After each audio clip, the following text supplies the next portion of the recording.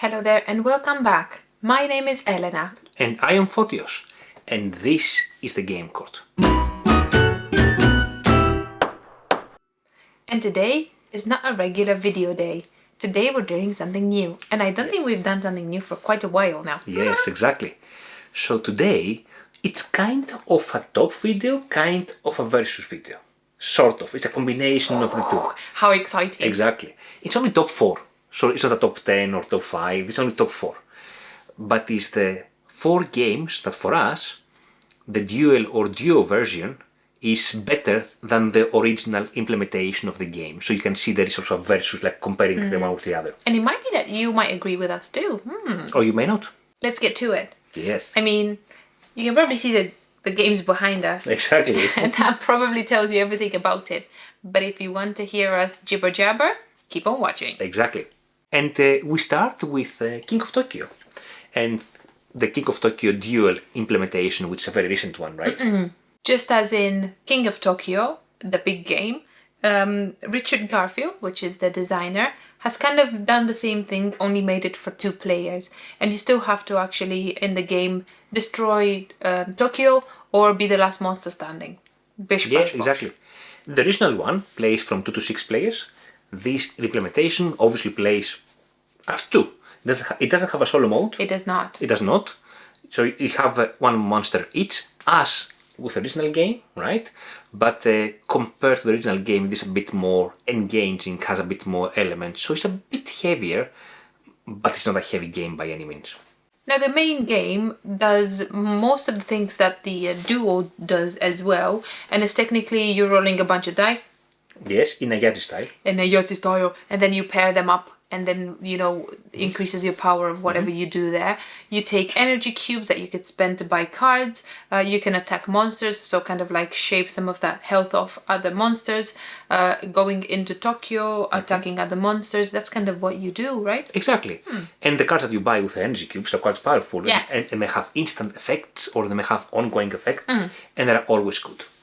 Now, as Elena suggested, the dual version of the game does exactly the same stuff, but a couple of more stuff as well, right? So you have now 2 tracks. It is the fame track and the distraction track. And there's kind of a push and pull mechanism, the attack of war for both tracks. Yes. So if you reach the end of a track, you win immediately. But also these tracks, the benefits in the different position of these tracks are dynamic during the game because you may put some tokens on top of them, which are also matched with the cards you are buying. Another cool aspect is that in this game, the duo, you have a bunch of different monsters. You cannot use the monsters from the main base game. Yeah, unfortunately. But I think that they're fairly different, and I think they won't really match very well. It feels like from the main game, they're just going to lose. These monsters are so much more powerful, I think, and their abilities do more, I think, more complex. Both games are quite light and quite rely on, on your dice rolling abilities, something that Elena is very good at. So in that aspect, if you don't like this aspect of the games, neither of the 2 games might be for you. But again, I think that this game, the dual version, offers a little bit more there with the tracks, with the dynamicity of the tracks, and the cards are quite powerful. If you make nice combos with the cards, you will be. Elena was making some very good combos. Did I with win the cards. last time we played? I think you won a few times, yes. But anyway. Well, I don't want to brag. Thank you. Yes. Overall, we both feel that this dual version is better. Definitely much better. Exactly. And it stays in our collection. Next on the list is Splendor and Splendor Duel. Now we're going to talk mainly about Splendor Duel because this is the kick-ass game that we want to actually tell you about. Yes, indeed. Yes, in fact, the original Splendor is designed by Marc Andre, and this implementation is also designed by him, but also with co-design by Bruno Cathala, who is a specialist in converting big player games into 2-player games, I would say. In the original Splendor, what you do, you can either take some chips. You don't have to just take the chips, the tokens that you buy stuff with. Yes, and either you take them or you spend them to buy one of the cards. And as you buy cards, basically you obtain permanent gems that you can use as permanent discounts when you buy better cards and better cards and better cards, and there are different cards levels. And then, of course, you have some royalties, and if you fulfill the requirements, you also get the royalty, and the first person to 20 points wins. It's the game. Easy peasy. That's very easy, isn't it? Now, whatever they did with Splendor Duel and whomever's idea it was, the game is completely different. And it feels very different. It feels more like a tug of war, if anything, compared to the main game. The main game is quite like straightforward. You take your chips and vinegar and you buy cards, and then from there cards give you discounts kind of thing. This applies. It still applies in this game though, but what they decided to do is take a little board, like a grid of like a square. It's a 5x5, I want to say. Yes. 5x5. Yes. We have the numbers right here in the back pocket. Yeah.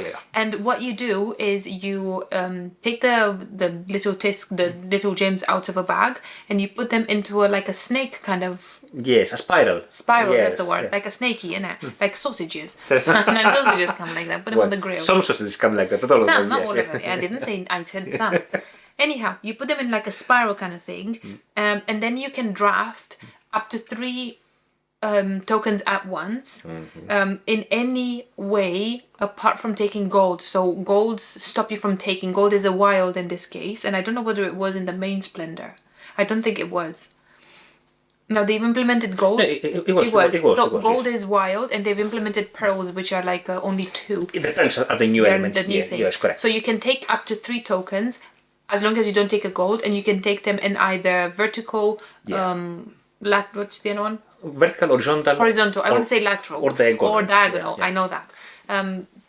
They have to be adjacent, right? Yeah, and this is how you kind of like block each other, because you take something very good, and then your opponent is like, yo, you've taken all the good ones. So you kind of end up with not very good gems, and you have a limit of 10, so you cannot get over it.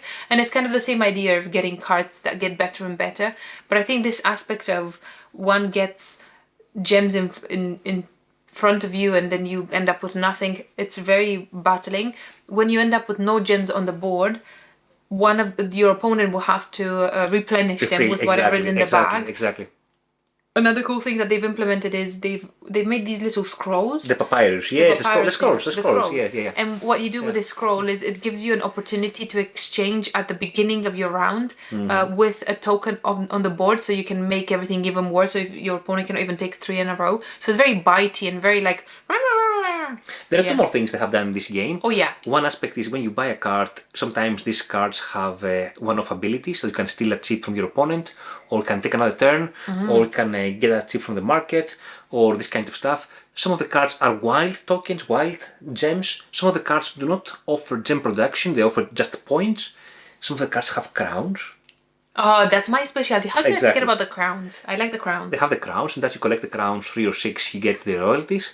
And we have now 3 winning conditions. Not only 20 points, but also whoever collects 10 crowns, or whoever has 10 points or points, I would say, points. in a single color, in a single column, let's say all red. Or, yeah, exactly. So there are many changes in the game, always to the better. It makes the game so much more engaging. Yes, tension. It's so much higher. I don't think I liked Splendor, the original one, at all. I mean, it's not like, I would play Splendor if somebody's super desperate and they really want to play it, will play it. But, nothing that you would keep in your collection forever and ever. Yeah, but Splendor Duel, right? This is staying in our collection too. Exactly. It comes in a very nice small box. Perfect. Now, the next 2 games we would like to discuss about is Quacks of Quedlinburg and Quacks of Quedlinburg, the duel version that we have here. It's a very, very fresh game, very new game. We bought it from our local game store maybe a month ago. And we are fans of Quacks, of the original one. We never had a copy of it, but we always enjoy playing it. But this is I think this is on another level. Isn't it just? I think this Isn't it just? Superb. It's so superb. It does exactly what it needs to do, isn't it? Both games are designed from the same guy. The name is Wolfgang Wartz, and original one is 2 to 4 players. This one is just 2 players, no solo mode. Nobody cares about solo in these games. Exactly. And even play at no, 2. Everything is just a 2-player. Oh, now nobody cares about the solo players. Oh well. Well, actually, Seven Wonders Duel, we'll talk about this later. It has an Automa solo mode that is kind of official. Is that Fan Maiden? No, it's kind of official, but it's Well, not. it does in the boxes too. Yeah, it came after, that's the thing. Anyway, we don't discuss about Seven Wonders Duel now. Now we're discuss discussing about Quacks Duel. Quacks. In Quacks of Quedlinburg, you are a witch, or I think you're a witch, aren't you? You're trying to make your potion in there, so you kind of have your bag in there, and you're taking out ingredients, and you chuck them in the cauldron, so you can make a nice potion in there. That you heal it? You don't heal anybody. You just make potions. In the original one, you don't heal anybody. You don't do anything. You just kind of make potions because you're a witch, and why not? So you do that, and then you collect some more ingredients as the game goes. You know, the more you go in, it's kind of a push your luck game, draw out of a bag. The more you draw the bad things, the white bits. The white bits. If you collect too many, I think it's up past 7, you explode, and then your potion explodes. So then you cannot do much else afterwards. You don't have very many resources to actually play with afterwards. So that's kind of the gist of the game, isn't it? Yeah. In the duel version of the game, you're basically doing the same thing when it comes to brewing, whereas brewing now is slightly different when how you position your chips, because we don't do it all of us simultaneously as the original game, but I take 3 chips as long as I don't burst, and then I do whatever I need to do, and then Elena goes, and then I go, and then Elena goes, and we do that up until we burst or up until we stop. But the cool aspect of this game is every time one of us goes, basically there's a tug of war with a patient, a little meeple patient going back and forth. Do they have a Zimmer frame, or is that my impression? I don't know, yeah. So we're trying to attract the old patient to our stall, and if we actually manage to get him or her to our stall, basically win that patient, and the first person to 6 patients wins the game. So this is what it is. It's so much more thematic, isn't it? I would say, isn't yes. It? You know, you're like, you manage to get your little person towards you like 7 steps, and then 40 is like, no, come towards me, so 5 steps towards him. And this person, you know, particularly the first few rounds, you just move this poor person backwards and forwards so many times, and no, come to my store, no, look at my potion. Very nice, very engaging. Now both games have a lot of variability when it comes to how the different colored chips, these tokens that you draw from the back, will work, the different herbs, different ingredients, how they're going to work, what kind of powers they have. Some of them give you juicy stuff, some of them give you other juicy stuff, but all of this juicy stuff changes from game to game. A couple of more things that the dual version of Quacks is doing. There is a I cut, you choose mechanism. Every round we flip an event card, and there is a scale there, so you choose this benefit that is standard in the card, or you set the other side of the card, and then let's say if I do this, you choose one side or the other, I choose the rest of the benefits. And in the beginning of the round you also have the coins that you flip, and again I choose one, you choose the other, so there are a lot of benefits around the game as well. Yeah, this one is staying in our collection, defo. It's super exciting though, right? Isn't it? It's very close to the original game, but also it's so much better. So many different things happening there. I know. And The changes of the event, really like it. The change of the events, they have like, you know, you might be almost losing the game, and then 1 second, and then the other second you're at the top and you're getting all the old people with their Zimmer frames. That's incredible. And there's a lot of mitigation in the game as well, because if I win a patient, then Elena gets a juicy thing, and a lot of this is happening during the game, which is a good thing, I would say. Last on our list, which is not actually a list, neither a top, we're going to talk about Seven Wonders. Seven Wonders versus Seven Wonders Duel. Yes. Yes. Both games are designed by Antoine Bauzat, but the Seven Wonders Duel is also designed by Bruno Cathala. Oh, the guru of duels, yes. Exactly.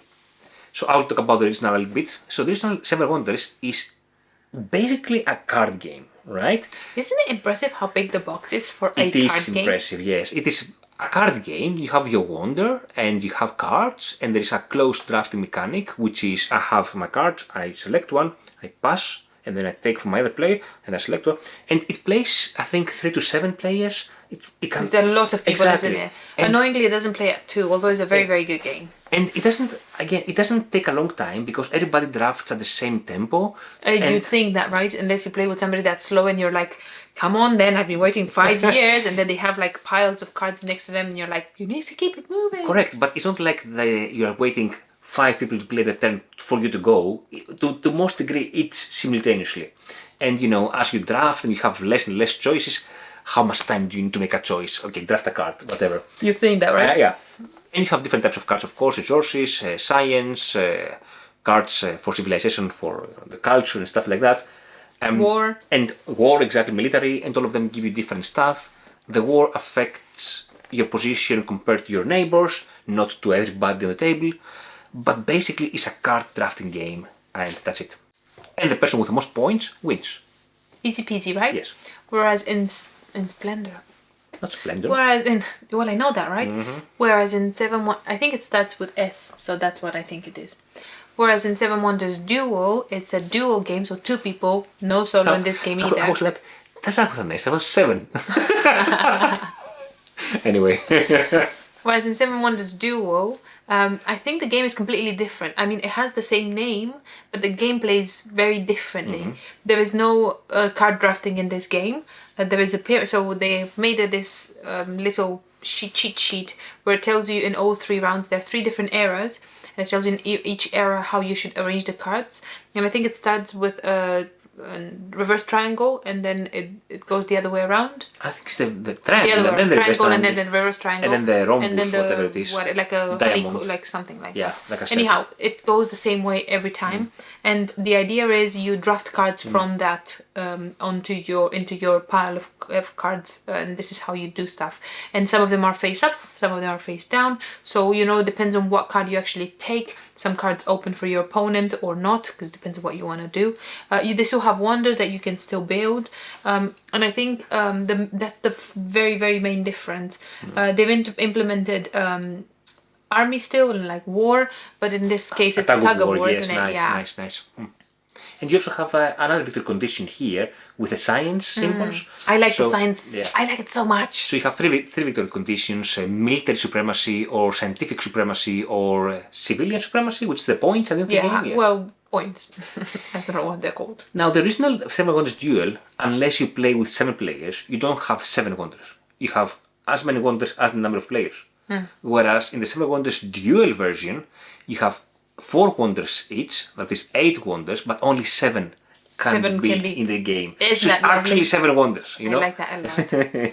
And I think the tug of war in this case comes from a myriad of things, including the main one, which is which card do I want to open to give it to my opponent. Now they kind of mitigated this a little bit, where you can, instead of taking a card to put it into your tableau, you can take a card and like build a wonder, which is kind of the same thing. Some of the wonders do have a go again kind of situation. So, it kind of reverses the turn, so you go again and your opponent has to wait a turn, and that's a bit better. But technically it's a matter of which card do I open to see what card my opponent takes. Both 7 Wonders and 7 Wonders Duel come with many expansions. In 7 Wonders you have the Leaders expansion, and you have the expansion with the boaties. With the boaties, the water, fleets, which is another aspect of military majority there. Oh, I like that expansion. Yeah. That's very you nice. Like yeah. Yes, with the tracks, right? Yes. Yeah, it's very nice. Whereas in 7 Wonders Duel, you have the Agora expansion, which is again a bit of area majority there, and then you have the Pantheon expansion, which has different gods, which is kind of good because it breaks the drafting of the game. A little. A little bit, yes. Alrighty. That is our 4 games that we selected for you guys, that we believe the duel version of the games is better than the original. Yes. And there are a couple of games that are coming up that we would be excited to try. One of them is Azul Duel, and I mean, I'm intrigued to try it. I'm very concerned if it's going to be better than the original Azul, because Azul is so good at 2 players, right? It's so bitey. It's the best mode of playing Azul, 2 players. But now Azul Duel is coming up, and who knows if it's going to be good or bad. What else is coming out? Well, Isle of Cats Duel is coming up. Interesting. And then another game, it's called Res Arcana Duo, I think. We haven't played Res Arcana, but it seems that a lot of duel/duo or implementations of bigger games are coming in the market. So if you have a favorite one, let us know down in the comments. Yeah, that would be super cool. Anyhow, I hope you enjoyed it. And thank you so much for watching. See you later. Bye bye.